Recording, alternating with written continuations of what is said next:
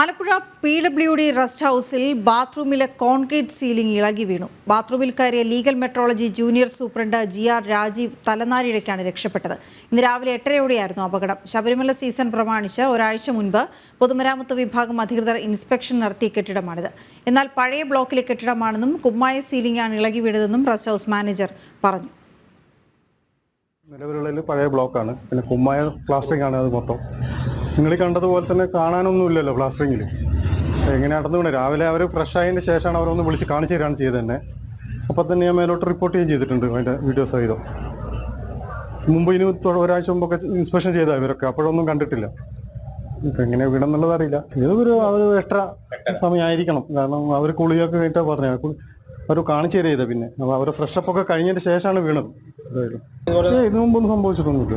ഇവര് ഇപ്പൊ ഈ ഒരാഴ്ച മുമ്പ് കംപ്ലീറ്റ് ഇൻസ്പെക്ട് ചെയ്ത് പോയതാണ്. ഇപ്പോഴൊന്നും കണ്ടിട്ടില്ല. ഈ കാണുമ്പോൾ തന്നെ സീലിംഗ് നല്ല ഫ്രഷപ്പ് ഇതായിട്ട് തന്നെ ഉള്ളത്.